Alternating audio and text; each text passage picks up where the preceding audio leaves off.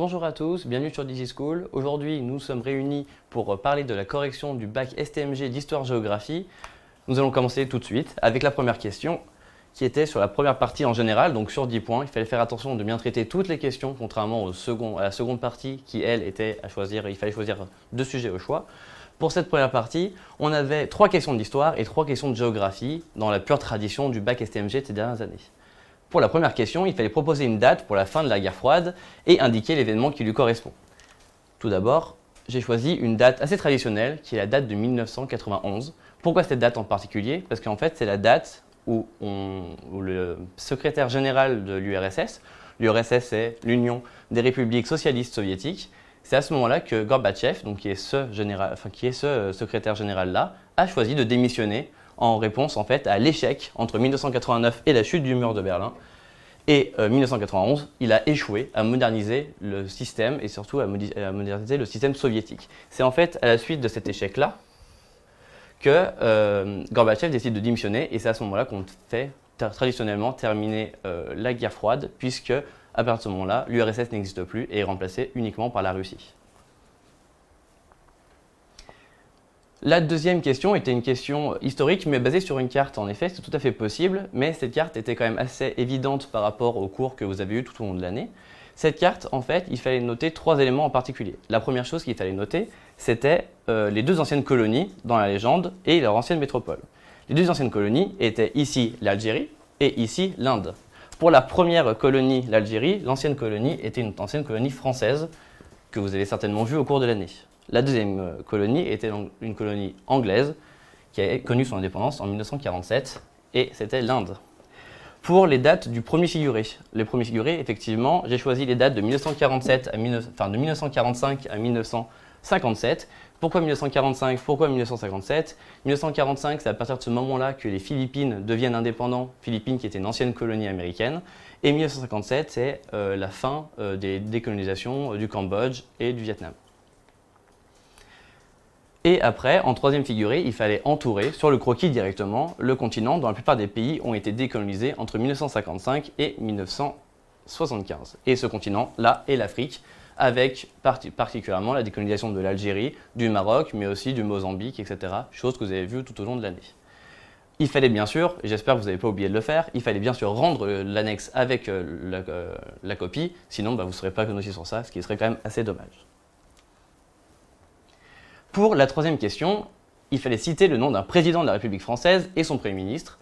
Là, c'est assez personnel. J'ai choisi de parler de Jacques Chirac, qui a été président de la République française entre 1995 et 2007, et de son Premier ministre, qui était donc Lionel Jospin, entre 1997 et 2002. Cette période est assez spécifique, et en fait, cet assemblement entre ces deux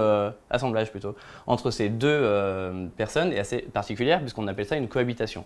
Pourquoi une cohabitation? Puisque Jacques Chirac était un président de la République de droite, qui était avant au RPR, et Lionel Jospin est lui un Premier ministre de gauche qui était au PS. Cet assemblage de 2 partis politiques différents est ce qu'on appelle une cohabitation.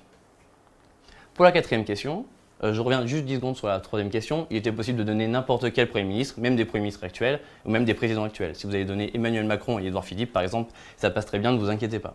Pour la quatrième question, il fallait proposer une définition de la notion d'interface. Cette définition ne devait pas forcément être très complexe. J'ai choisi donc la définition que vous avez certainement vue en cours, qui est une interface est une zone de contact entre 2 espaces, mettant en relation 2 ensembles géographiques distincts. La notion d'interface est très importante en géographie, elle est assez classique, assez traditionnelle, et ici j'ai donné une définition tout à fait simple.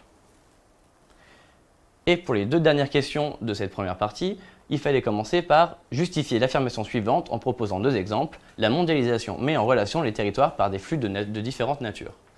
Pour cet exemple de mondialisation, j'ai parlé de la mondialisation qui met en relation le territoire par des flux de différentes natures. La première, tout d'abord, ce sont des migrations humaines. En effet, on entend beaucoup parler aujourd'hui, surtout avec le navire Aquarius, qui a défrayé la chronique ces dernières semaines. La mondialisation met en relation différentes personnes et surtout via des migrations humaines importantes. Donc, ces migrations permettent de relier différents pays entre eux. Comme autre exemple de ces flux de la mondialisation, j'ai donné les flux qui sont d'ordre financier. Comment on voit ces flux d'ordre financier? À travers surtout le système de bourses, les bourses mondiales, dont vous avez vu quelques exemples en cours notamment. Pour ces quelques exemples de bourses, la première bourse que vous pouvez noter, c'est celle de Wall Street à New York, mais on a aussi celle de Paris, qu'on appelle le CAC 40, et aussi celle du Japon, à Tokyo particulièrement, qu'on appelle le Nikkei. Ces exemples-là étaient des exemples assez personnels. Vous pouvez choisir beaucoup de choses différentes sur ces deux exemples de flux de nature différente. Les migrations humaines étaient par contre un exemple assez classique, mais vous pouvez choisir aussi les flux d'ordre matériel, par exemple avec les conteneurs et les routes maritimes internationales. Et là, vous étiez assez libre. Le principal, c'est vraiment d'avoir donné deux exemples précis et bien détaillés dans votre copie. Et enfin, il fallait caractériser la puissance coloniale, enfin la puissance culturelle française dans le monde. Pour cela, on avait plusieurs exemples possibles. Le premier exemple possible était de parler des Français expatriés dans le monde, avec des associations telles que l'Alliance française. Comme par hasard, nous avons aussi un sujet dans la partie 2, le quatrième document, qui traite directement de ces questions-là, de la puissance française à l'étranger. Et donc là, par rapport à ces questions de population à l'étranger, résidents à l'étranger, mais d'origine française, c'était assez intéressant de faire le rapprochement de cette question-là et avec le dernier sujet de la seconde partie. Ensuite, la puissance culturelle française s'observe particulièrement avec la francophonie. Pourquoi la francophonie? Puisqu'en fait, la francophonie, ici, on l'observe particulièrement avec l'Organisation internationale de la francophonie qui est créée justement en 1970. J'ai choisi de donner cet exemple-là puisque normalement vous l'avez vu en cours, vous avez vu en cours la présence française à l'étranger et la francophonie est un exemple important. Pour évoquer la francophonie, il était par contre primordial de bien noter des exemples précis. Donc ici, j'ai choisi l'exemple du Sénégal, mais aussi l'exemple du Québec, qui n'est pas un pays ni un État, mais seulement une région avec un statut particulier certes, mais une région du Canada, où on parle encore français, le Maroc ou même le Vietnam, qui fait aussi partie de cette organisation internationale de la francophonie. Mais je vous rassure tout de suite, au Vietnam, on parle pas tous, enfin tout le monde ne parle pas français. Mais il reste encore une bonne partie de la population qui pratique le français de manière directe ou indirecte. Maintenant, nous allons parler de la partie 2. En fait, ici, il y avait un sujet au choix parmi ceux suivants. L'exercice 1 évoquait donc le Moyen-Orient et le pétrole. Pour ceux qui ont choisi ce sujet-là, qu'est-ce qu'il fallait faire? Il fallait déjà vraiment attentivement lire le document. C'était vraiment important. Et d'autant plus que ici, on avait des éléments importants dans ce document, principalement reliés aussi avec la personne qui fait le discours. Donc ici, George Bush, le père, et non pas le fils que l'on connaîtra après avec par exemple les attentats du 11 septembre 2001. Mais aussi George Bush qui le dit donc au Congrès avec la date qui est 1990. Ici donc, dans la présentation du document, c'est quelque chose que vous avez vu déjà depuis la 4e, voire même la 3e, il fallait présenter le document en montrant la nature du document. Donc le document ici est un discours, ce n'est pas un texte, attention, et un discours ça ne s'écrit pas, ça se prononce, même si effectivement, il ne faut pas être un peu candide, mais tout discours est préparé en amont. Ici, il faut bien voir que le discours, il est prononcé. C'est la version prononcée que l'on a, pas la version écrite. Il peut y avoir des différences. Et ici, je ne sais pas vraiment si c'est le cas, c'est possible, tout à fait. Donc, George Bush, ici, il faut vraiment appuyer là-dessus. Tout d'abord, pourquoi il faut vraiment s'appuyer là-dessus? C'est parce que dans la question en elle-même, la question précise bien qu'il faut insister sur son auteur et sur son contexte. Ainsi, dans cette question, j'ai essayé d'insister sur l'auteur, qui est George Bush, donc, qui est président des États-Unis d'Amérique entre 1989 et 1993. Cela, normalement, vous l'avez vu au cours de l'année et c'était important de le souligner ici. Ce document, il est important puisqu'il permet de comprendre le contexte de la guerre du Golfe. Guerre du Golfe, aussi, élément que vous avez vu au cours de l'année et qui était vraiment primordial pour comprendre ce document. Si vous ne saviez pas que c'était la guerre du Golfe, effectivement, c'était difficile de comprendre ce document, mais normalement, vous avez assez insisté au cours de l'année sur cette période de l'histoire, assez récente.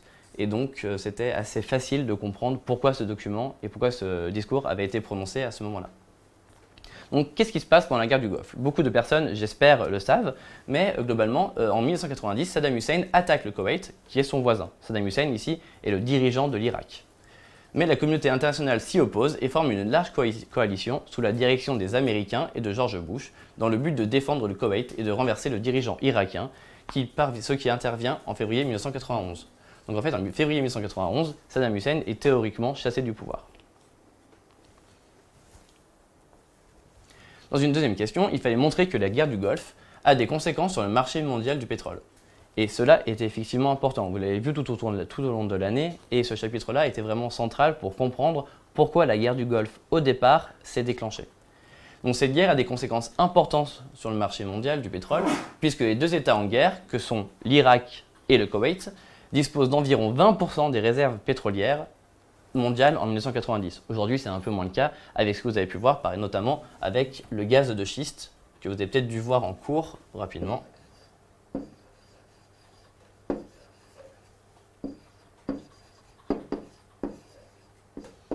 Voilà. Le gaz de schiste, effectivement, aujourd'hui, modifie un peu cet équilibre, mais en 1990, ce gaz n'est pas encore connu en Europe, ni même dans le monde.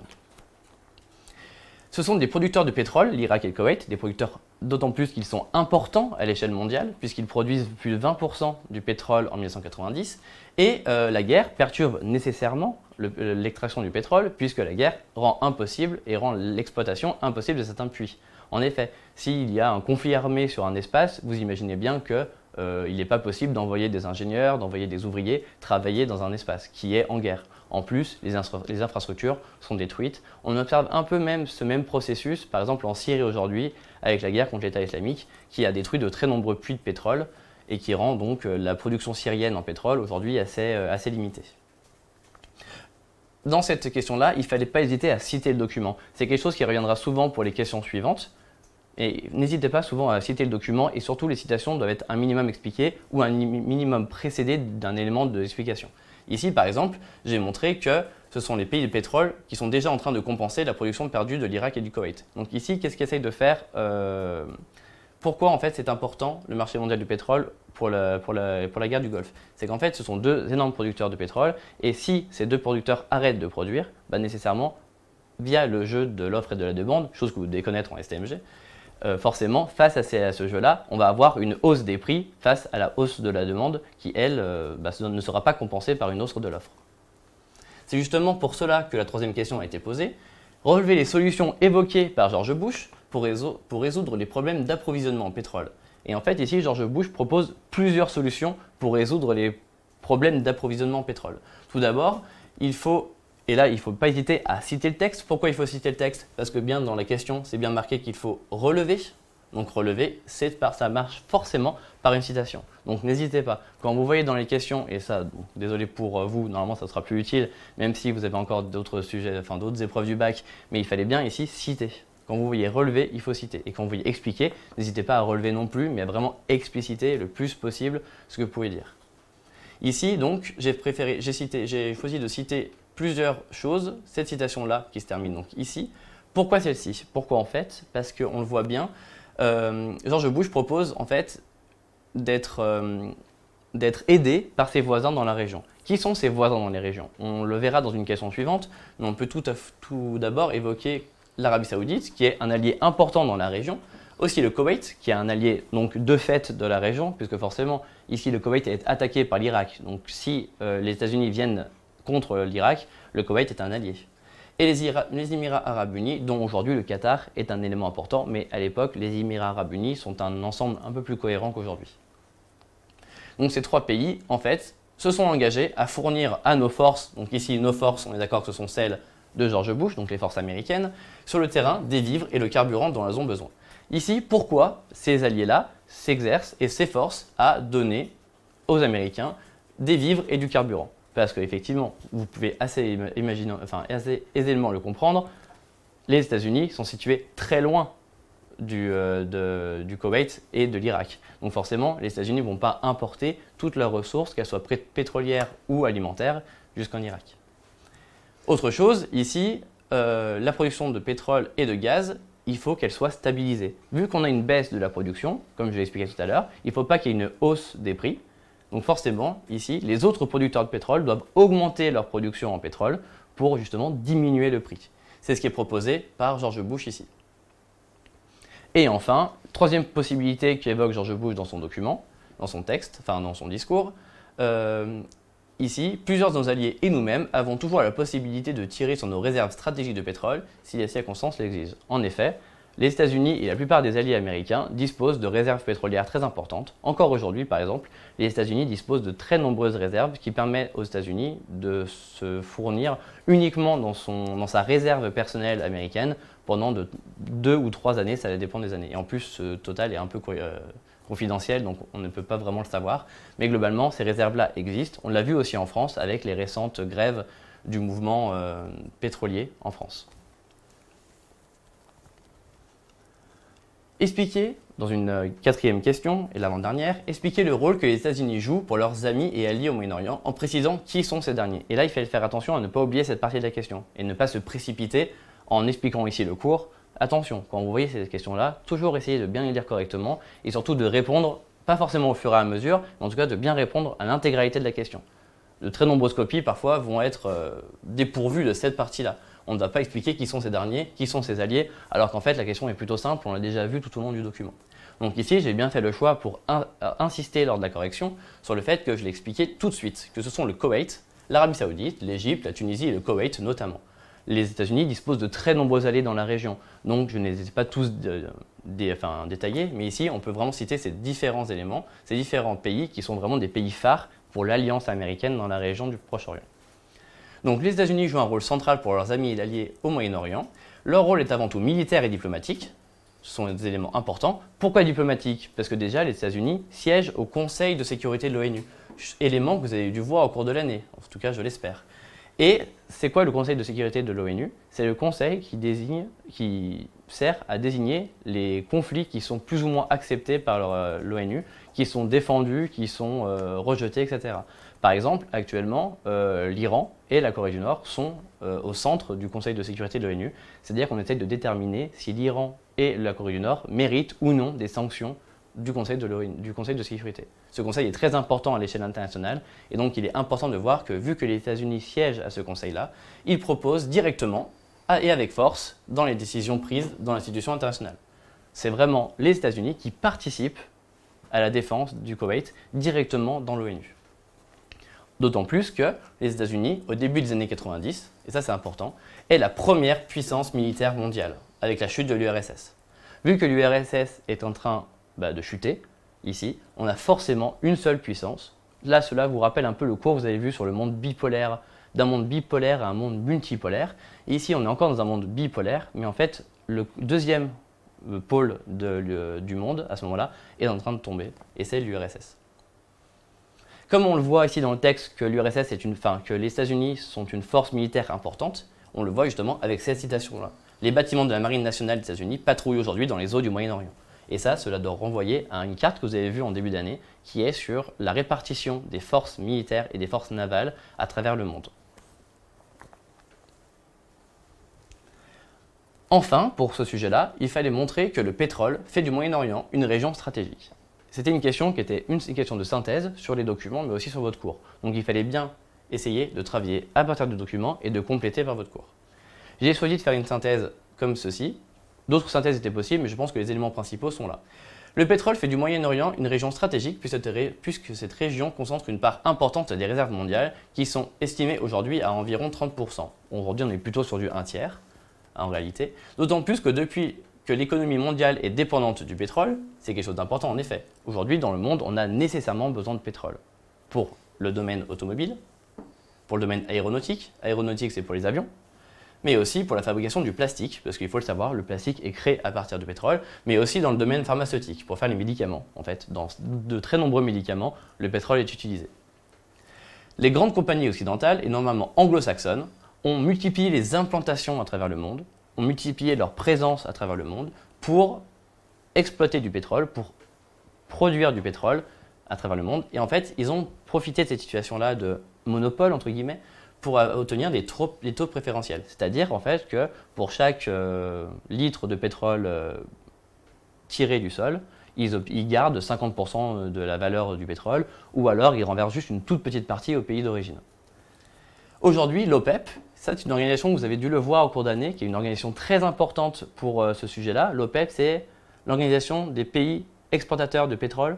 C'est une organisation très importante et qui concentre les plus gros et les principaux pays producteurs de pétrole dans le monde, avec un fort tropisme, une forte centralisation sur les pays justement du Proche-Orient. Dans l'OPEP, qui est-ce qu'on a? On a l'Arabie Saoudite, l'Irak et le Koweït. On a aussi d'autres pays comme le Venezuela et la Russie qui a un statut un peu particulier, mais on a de très gros producteurs de pétrole et donc Pourquoi le Moyen-Orient est une région stratégique? C'est parce que déjà, le Moyen-Orient, rien qu'avec l'Irak et le Koweït, dispose de 30% des réserves. Le pétrole est une ressource très importante au point de vue mondial, et d'autant plus que l'OPEP est particulièrement centrée sur le Proche-Orient. Le deuxième sujet était un sujet sur l'Amérique latine. Donc, en cours, vous avez dû voir soit le sujet sur le pétrole et sur le Moyen-Orient, soit le sujet sur l'Amérique latine. Ici, ce sujet sur l'Amérique latine était objectivement assez simple, puisqu'il y avait 2 documents. Par contre, il était un peu long, je l'accorde, mais il était globalement assez simple. Pourquoi? Parce qu'il n'y avait que 4 questions, et il n'y avait que la 4e question qui demandait vraiment des connaissances de cours. Pour la première question, il fallait répondre à la question de comment le Brésil cherche-t-il à devenir le leader des pays d'Amérique latine. Pour cette question-là, il fallait vraiment faire attention à interroger les 2 documents. Le premier document, qui était un texte donc, et le deuxième document, qui était un dessin, une sorte de caricature. Pour cette première question, il fallait répondre que le Brésil cherche à devenir le leader des pays d'Amérique latine en prenant de plus en plus de place dans les organisations déjà existantes, comme le Mercosur. Mercosur, vous avez dû le voir, c'est une association d'États sud-américains d'ordre politique, mais surtout d'ordre économique. Le Mercosur est une sorte d'Union européenne un peu moins importante, puisqu'elle a moins de pouvoir au sein de l'Amérique latine. Beaucoup de pays d'Amérique latine en font partie aujourd'hui, et donc c'est une organisation très importante à l'échelle régionale.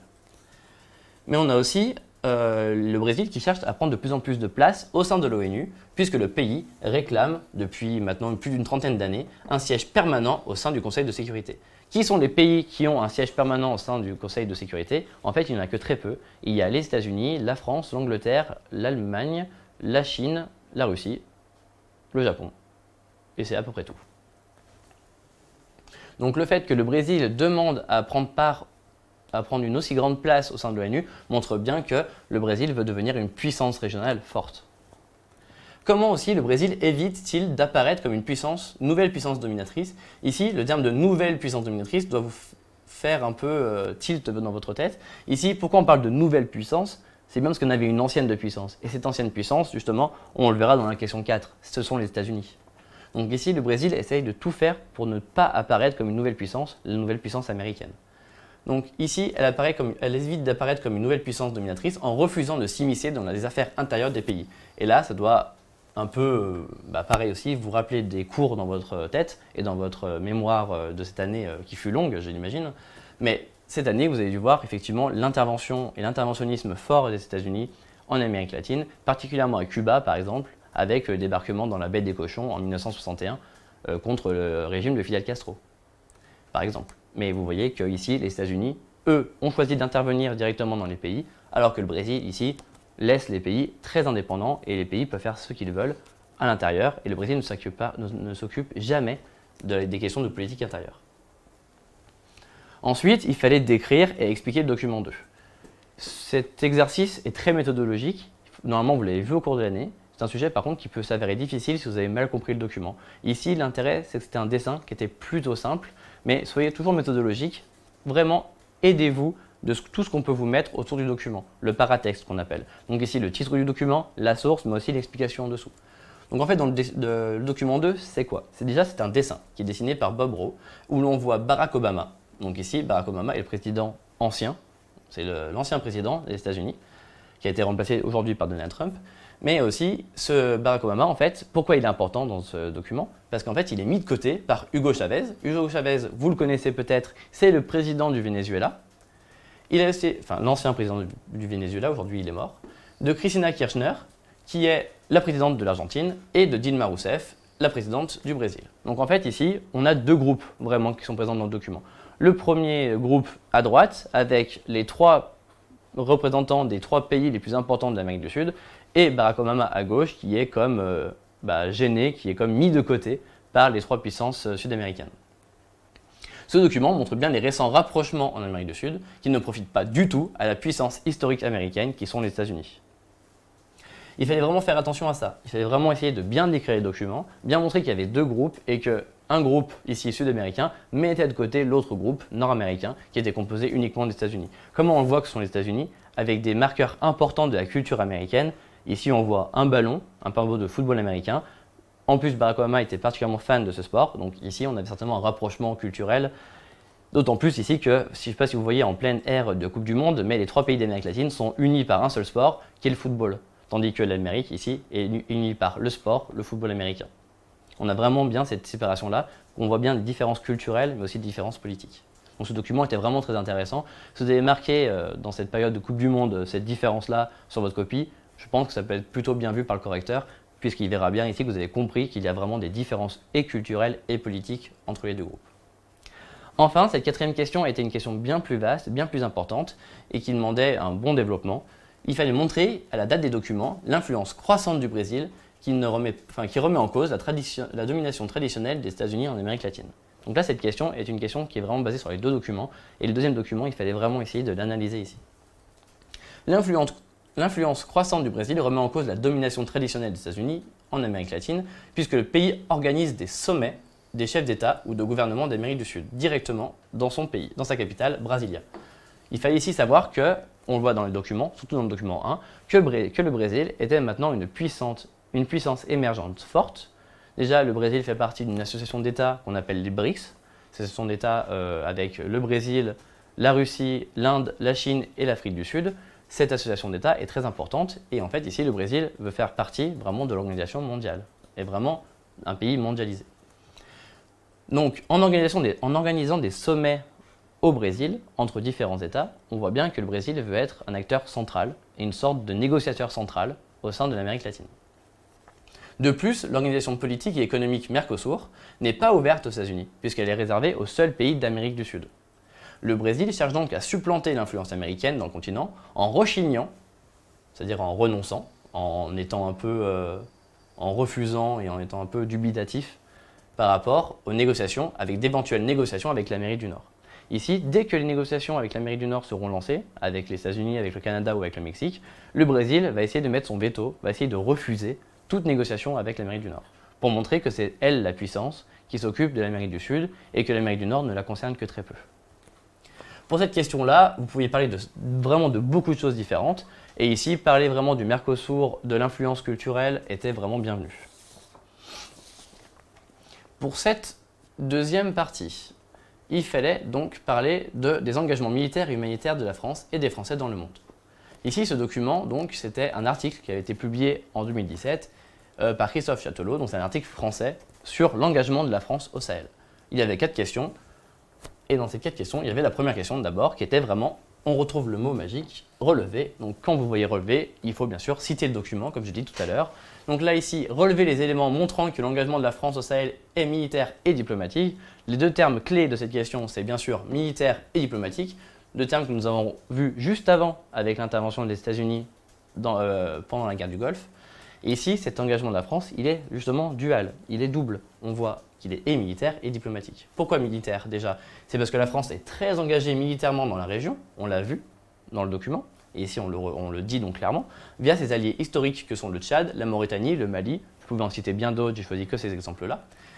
Ici, la France est engagée militairement, c'est-à-dire que la France envoie son armée, une partie de son armée, directement au Sahel pour défendre ses pays alliés. Pourquoi en plus la France est engagée diplomatiquement? Parce que c'est la France directement qui porte la résolution 2359, votée le 21 juin à l'unanimité par le Conseil de sécurité de l'ONU. Et qu'est-ce qu'elle vise cette résolution? À augmenter le nombre de soldats présents au Sahel, justement pour défendre ces pays alliés historiques. Donc au total, on a 5000 hommes, c'est quand même une force assez conséquente, 5000 hommes, et c'est assez réparti entre tous les pays qui sont justement concernés par les problèmes terroristes au Sahel et aussi la France.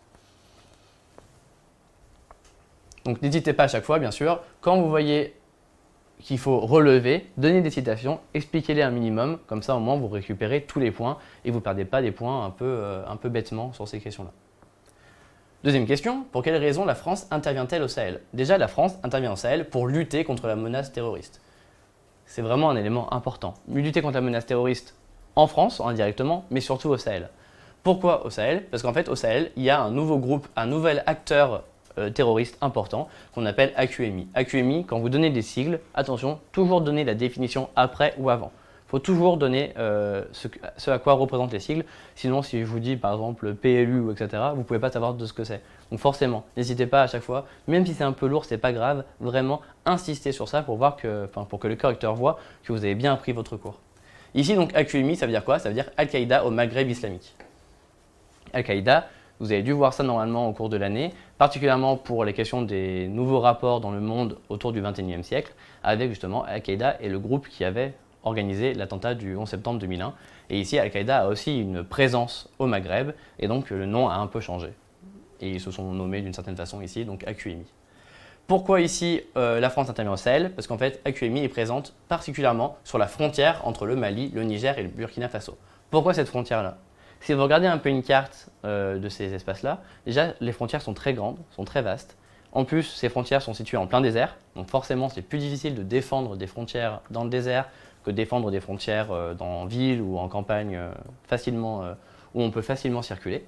Et en plus, ces trois pays, le Mali, le Niger et le Burkina Faso, sont des pays qui ne sont pas encore très développés, qui sont encore en développement, et donc ils n'ont pas beaucoup de moyens à mettre dans une armée très forte, très importante et très conséquente.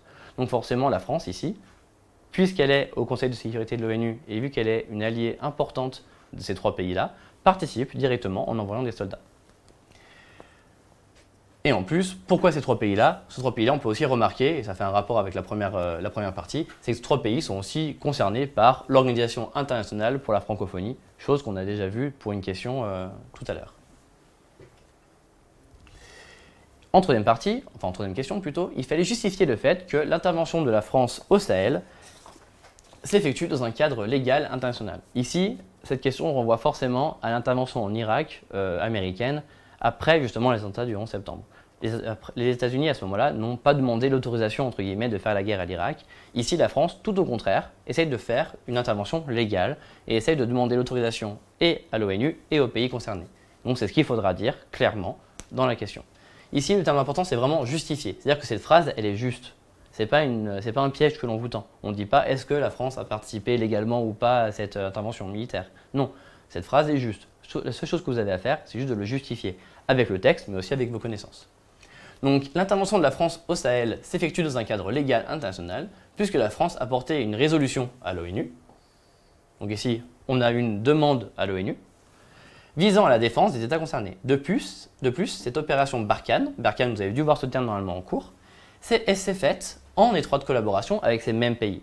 Donc en fait, ici, on n'a pas une intervention de l'extérieur dans des pays qui n'ont rien demandé. Au contraire, les pays concernés par l'opération Barkhane étaient demandeurs d'une aide française. Donc de par cet double aspect, de par l'aspect de l'ONU et l'aspect de la demande des pays concernés, cette intervention se situe justement dans un cadre légal international. Pourquoi international? Parce qu'elle concerne plusieurs pays. Pourquoi légal? Parce qu'en gros, ils ont respecté le droit international. Deuxième essai, c'est bon. Quelles sont les limites de l'engagement de la France au Sahel et dans le monde? Ici, dernière question, donc question de cours mais aussi sur les documents. Les limites de l'engagement de la France au Sahel et dans le monde sont tout d'abord d'ordre économique. Pourquoi ici? Parce qu'en fait, la France ne peut pas économiquement justifier une intervention dans tous les pays du monde. Puisque effectivement, l'opération Barkhane coûte très cher. Elle coûte 800 millions d'euros par an en moyenne. Donc 800 millions d'euros par an pour un pays qui est dans une crise économique importante, surtout au début, en 2016-2017, un peu moins aujourd'hui, il est vrai. Pour ce pays-là, il est difficile donc de justifier une telle dépense chaque année pour de très nombreux centres d'opération. Donc ici, forcément, on a une intervention qui est impossible pour qu'elle soit illimitée. Ici, la France doit nécessairement renouveler son intervention et surtout essayer à chaque fois de limiter le coût économique de cette intervention. Aussi, la France intervient dans le domaine humanitaire, mais est aussi limitée dans ce domaine humanitaire, forcément. Pourquoi? Puisque la France ne peut pas intervenir de partout dans le monde, puisque au niveau des hommes et au niveau aussi du coût financier, la France ne peut pas intervenir dans tous les pays du monde. Par contre, la France essaie quand même de lutter pour essayer de défendre un peu ce côté humanitaire avec la création du service civique en 2010. Le service civique, justement, vise à promouvoir des actions de solidarité à l'étranger. Peut-être que certains d'entre vous vont faire des actions de service civique l'année prochaine ou dans l'avenir. Et effectivement, il est possible payés par l'État de faire des actions humanitaires de partout dans le monde pour construire une école, construire un puits ou alors effectuer des premiers soins, par exemple, pour des personnes qui sont dans le besoin. C'est tout ce qu'il fallait écrire pour cette question. Vous pouviez écrire bien plus de choses si vous le voulez, mais je pense que 2 arguments principaux étaient vraiment nécessaires pour cette question.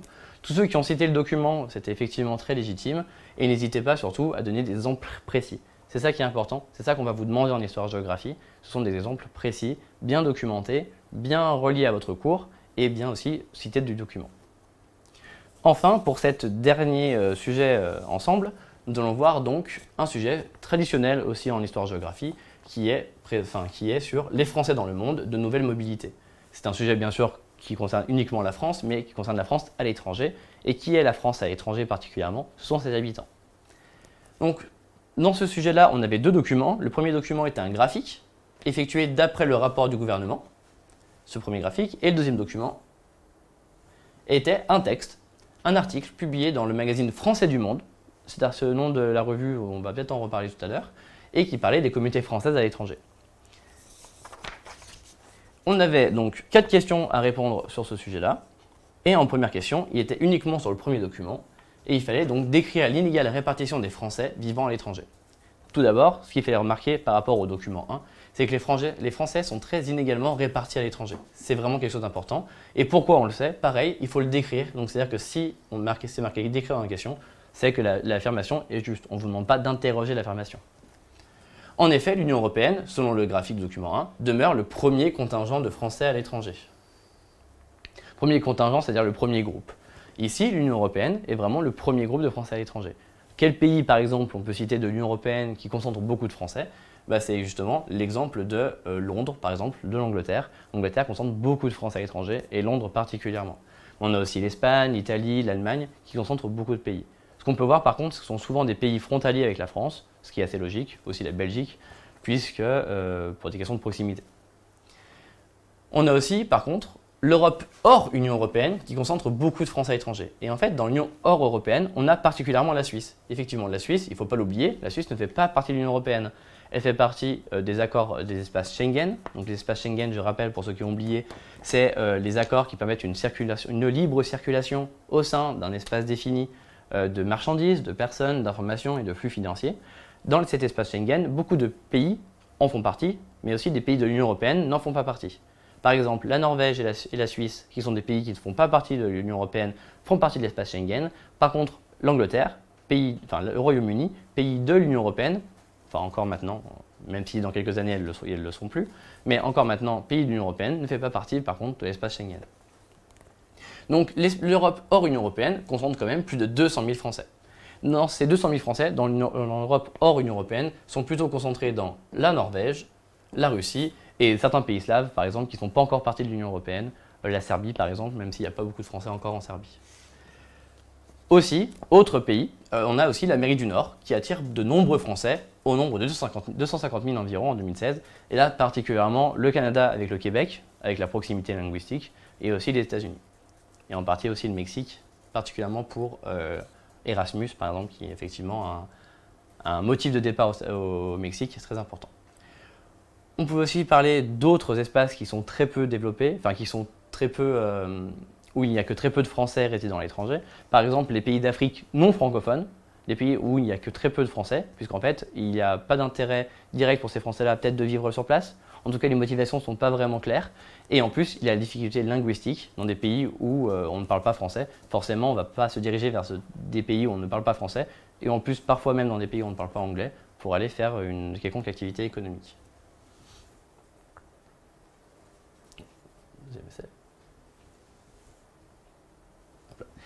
Pour la deuxième question, il fallait identifier différents profils de Français expatriés.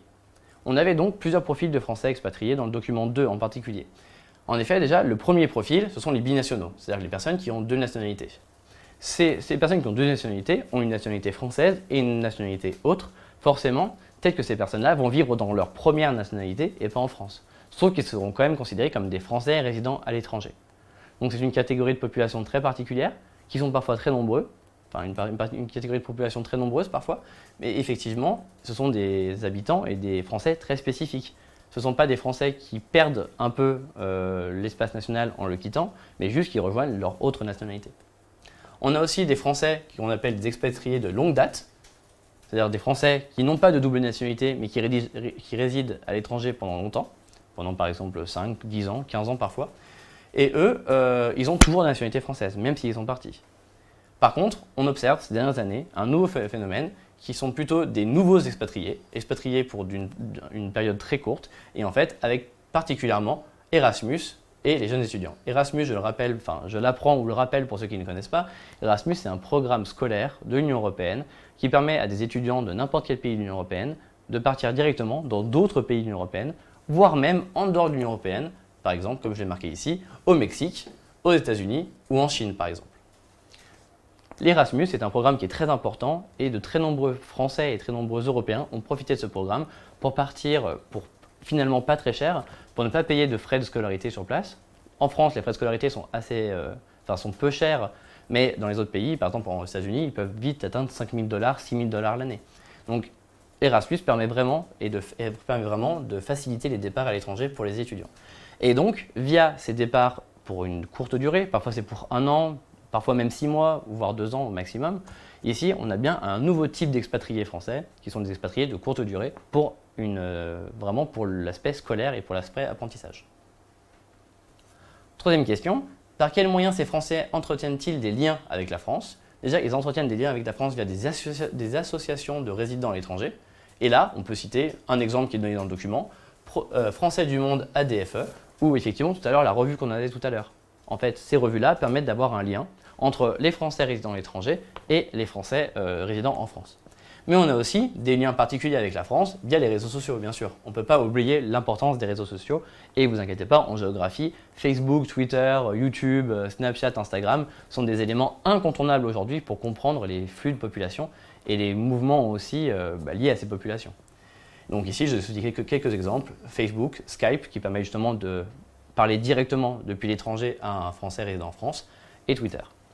On peut aussi parler de bien d'autres choses par quels moyens ces Français entretiennent-ils. Déjà, il faut le savoir, la France dispose de plusieurs députés français résidant à l'étranger, par exemple au Canada, aux États-Unis. Et en fait, les Français à l'étranger élisent directement leurs députés de l'étranger pour qu'ils viennent résider en France, défendre leurs droits. Ce sont donc des éléments importants qu'il ne faut pas oublier lorsqu'on répond à une telle question. Mais si vous ne l'avez pas mis, ce n'est pas grave. Le principal, c'est vraiment d'avoir mis 2 exemples précis pour que le correcteur sache et voit surtout que vous avez bien compris et que vous avez bien appris votre cours et que vous avez bien appris votre cours et mis en relation aussi avec les documents. Enfin, dernière question pour ce bac 2018 de Histoire, Géographie, STMG. Expliquer que la mobilité des Français expatriés participe au rayonnement de la France. Alors c'est une question effectivement très traditionnelle et aussi pour essayer de flatter un peu l'ego français. Pourquoi? Parce qu'en fait, la mobilité des Français expatriés participe au rayonnement de la France. Quelque chose d'important, ici, même chose tout à l'heure, quand on vous demande d'expliquer, on ne vous demande pas de poser la question de savoir si cette phrase est juste ou non. Pourquoi? On voit en fait que la culture et la langue française sont répandues par les Français résidant à l'étranger dans les pays d'accueil, par leur simple présence. En effet, si vous êtes par exemple un Français et que vous résidez en Chine, vous allez parler français avec d'autres amis français par exemple, vous allez manger dans des restaurants français, vous allez ouvrir peut-être des boulangeries françaises. Tout cela montre bien qu'on a la culture et la langue française qui se répand à travers la ville d'accueil et le pays d'accueil. En plus, cette présence de Français à l'étranger permet aussi de créer des activités culturelles spécifiques qui peuvent être liées par exemple directement à l'Organisation internationale de la francophonie qu'on a vu tout à l'heure, avec des événements, des festivals, parfois des concerts de musique.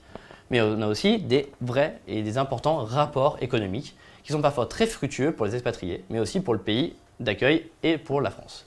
En effet, certaines personnes vivant à l'étranger vont décider de créer une entreprise qui permet de relier le pays d'accueil et le pays d'origine, la France, pour les questions culinaires par exemple, pour les gastronomies au sens large, avec le vin, etc.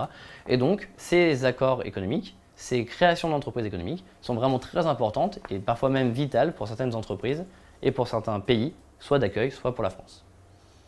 Donc voilà, pour cette question-là, il était possible de vraiment répondre le plus largement possible. J'ai choisi une réponse assez concise, il aurait été peut-être un peu plus logique de la développer un peu plus, mais là, ces éléments-là permettaient de répondre vraiment correctement à cette question et d'être assez complet. Nous avons donc fini avec la correction. quelques questions. Si Ouais, tu veux bien. bien sûr. On a Loïc qui nous demande à l'instant sur la question 4, là, sur les expatriés. Du coup, Ouais. si dans la question 4, on a parlé des dom-toms, est-ce que c'est bon? Vous avez mentionné Alors, les dom-toms. ouais. Alors déjà les dom-toms, on n'appelle plus ça comme ça. Faut faire attention Loïc. Aujourd'hui, on appelle ça les dromcoms, donc les départements et régions d'outre-mer et les communautés d'outre-mer. Faut faire attention à ça déjà. Et en plus, faut pas oublier que les DROM font partie de la France. Un département d'outre-mer est un espace français. Donc ici, si vous avez parlé du fait que les Français vivant à La Réunion participent au développement de la culture française, bah, c'est un peu comme si vous disiez que, qu'un Lyonnais partant à Montpellier développait la culture française à Montpellier. C'est pas très logique. Donc il faut vraiment faire attention à ça. Les DROMCOM font partie de la France. Est-ce qu'à tout hasard, ils sont beaucoup à nous les demander, le barème des questions, des points, c'était Alors, pas le sujet? En fait, pour la première partie, c'est toujours noté, et pour la deuxième partie, ça l'est beaucoup moins. La première partie est sur 10 points normalement, je recalcule comme ça, ouais, c'est sur 10 points. Et la deuxième partie, en fait, ils ne le notent pas parce que c'est très fluctuant. En fait, ils demandent des mots-clés précis.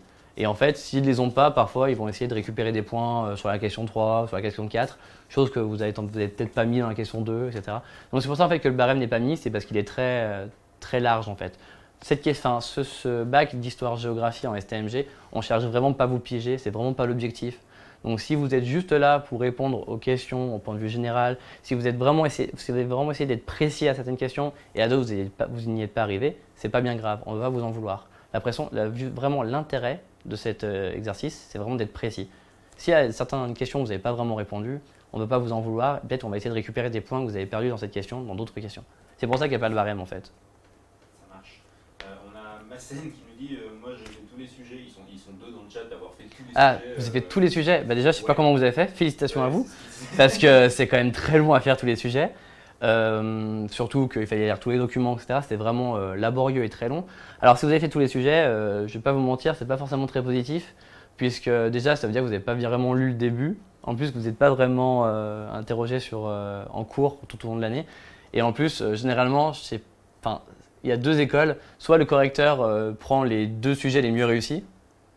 Donc là, c'est plutôt positif pour vous. Soit il prend le premier et il s'arrête là. Et donc du coup, vous avez fait 3 questions pour rien. Enfin, dans tous les cas, vous avez fait du travail en trop, quoi. Donc pour les autres sujets, pour les autres épreuves du bac jusqu'à la fin de l'année, là, faites attention à vraiment essayer de bien lire les consignes pour bien les respecter. Ça, c'est important de lire les consignes. Hein. Noah, troisième question de géographie. Est-ce que c'est bon si j'ai parlé des ressources terrestres et maritimes? Troisième question de géographie. C'est-à-dire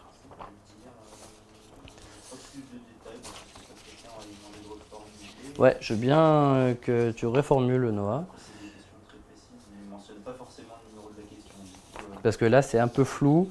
Dans l'idée, ressources terrestres et maritimes, je pense que c'est peut-être pour la question, de départ.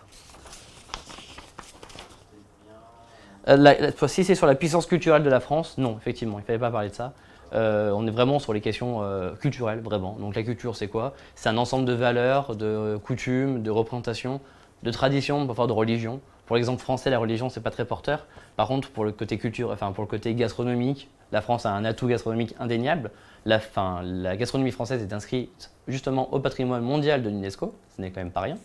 Et en plus, la France a un atout indispensable par rapport lié au tourisme aussi. La France est le premier pays touristique dans le monde. Eh bien, c'est bon, on peut boucler. D'accord. Pas d'autres questions, il ne répond pas du coup. D'accord, dommage. Parfait, en tout cas, merci beaucoup d'avoir suivi ce live avec nous, avec DigiSchool. Et bon courage pour la suite des épreuves, en espérant que tout se passe bien pour vous. Ne vous inquiétez pas pour cette épreuve d'histoire-géographie, tout se passera bien, si vous avez vraiment essayé d'être précis. Et en tout cas, bon courage pour la suite, et en espérant que du bien pour vous.